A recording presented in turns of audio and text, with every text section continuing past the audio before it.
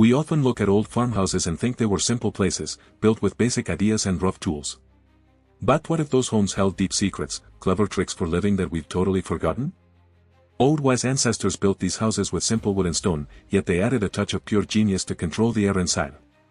They mastered comfort in ways that would truly shock us today. It's just so incredible to think about, isn't it? Thank you for being here with me today. That genius we're talking about is often hiding in plain sight.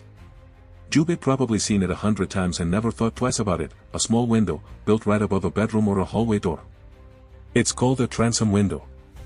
And no, it wasn't just a quirky design choice.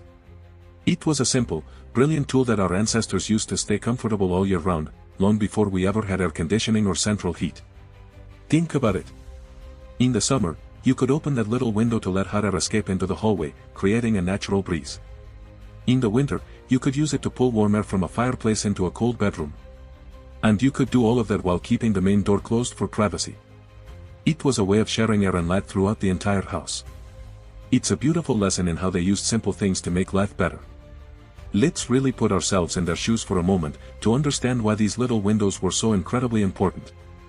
Imagine it's the middle of winter, maybe 150 years ago. There is no thermostat on the wall.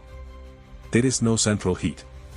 There's just one source of warmth for the entire house, the fireplace. And that fireplace did its job, but really, only for one room. The living room, or the parlor, would be this toasty, warm bubble of life. And you had to work for it, constantly feeding the fire with wood just to keep the biting cold away. It was the heart of the home, because it was the only place with any heat. But the moment you stepped out of that room, the temperature would just drop. Whole was were icy. And the bedrooms upstairs? They were left freezing and dark. It was like living in two completely different climates inside the very same house. This created what you could almost call a tyranny of the single fireplace. All the life, all the comfort, was completely trapped in that one space. So what could you do? You couldn't just leave all the doors wide open all night, especially to a bedroom. People needed privacy then, just like we do now. They needed that sense of personal space and quiet. But the second you closed your bedroom door, you were completely cut off from the only warmth in the entire house. This is the problem that little window was built to solve. It was the simple, brilliant answer to a question they must have asked every single winter: how do we share this precious heat without giving up our privacy?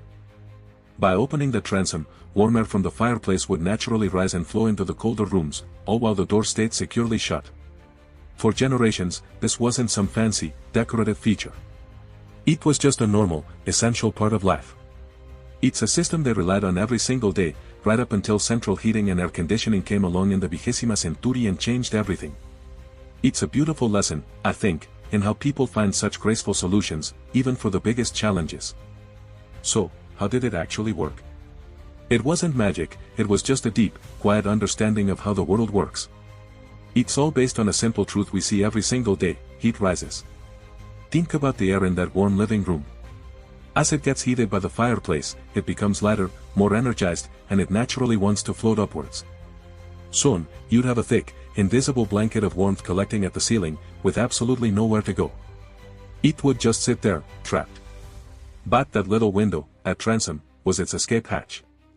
By opening it just a little, you were creating a perfect pathway for that warm air to spill out of the living room and into the cold hallway or the freezing bedroom upstairs.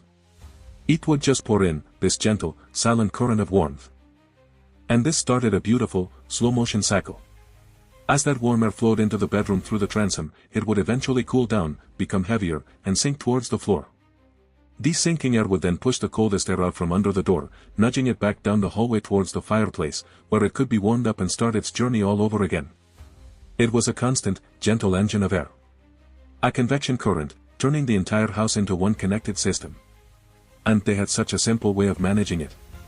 Most homes had a long pole, sometimes with a brass hook on the end, just for opening and closing those high windows. It was a daily ritual, this small adjustment to guide the warmth where it was needed most. It's just so incredibly clever, isn't it? They weren't fighting the cold with brute force. They were working with the natural flow of things, gently guiding the warmth through the home. They saw how nature worked and built their homes to be a part of that dance.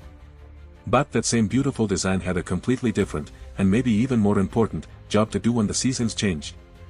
Because see what happens when the snow melts and the air gets heavy and hot? Imagine a sticky, humid day in July, long before anyone had even heard of air conditioning. The sun is beating down, and the air inside the house is just steel. It's thick and suffocating. You can open the front and back windows, sure. But what about all the rooms in the middle of the house? The bedrooms, the hallways, with their doors closed for a little privacy, they would become these hot, stuffy boxes with no air movement at all. This is where the genius of that little window shines all over again. By opening the transom windows over each door, you were creating a highway for the air. A breeze could come in the front of the house, travel over the top of the living room door, flow through the hallway, and go right out the back. It created what's called a cross breeze. Suddenly, the whole house could breathe. This gentle, constant flow of air would push the hot, stale air out and pull fresh, cooler air in. It was especially a lifeline for those houses that were built long and narrow, with windows only at the very front and back. Those middle rooms went from being unbearable to being comfortable. And this simple, powerful idea was everywhere. You see it not just in homes, but in old schools and big office buildings, keeping classrooms and workspaces from getting miserable in the summer heat. It was such a graceful solution. For hundreds of years, this was the answer. It wasn't about fighting the heat with a machine, but about inviting the natural movement of the air to come inside and bring relief. It really makes you think, doesn't it? Long before we could just flip a switch for cool air, people found a way to work with the world around them, using nothing more than a bit of glass, a hinge, and a deep understanding of how a simple breeze works. So if this was such a brilliant and simple idea, why did it disappear? Where did all those little windows go? Well, the answer is a technology we all take for granted today. Central heating and air conditioning. Sometime around the middle of the last century, a new kind of comfort became possible. We figured out how to heat and cool our entire homes with a single machine and a network of vents. Suddenly, you didn't need to be clever about coaxing warm air from the fireplace into a cold bedroom. The furnace did all the work, pushing warm air exactly where you wanted it. And in the summer, you no longer needed to create your own cross breeze. You could just flip a switch and make your own cool air, right there in the living room. That simple, elegant dance with the seasons, it just wasn't necessary anymore. The transom's main job was suddenly being done by a machine. And so, this beautiful little piece of architecture slowly began to fade away. Builders started designing homes differently. They were designed to be sealed tight, to keep the conditioned air in. They were built around these new HVAC systems. The need for a passive, natural way to move air from room to room just wasn't a priority.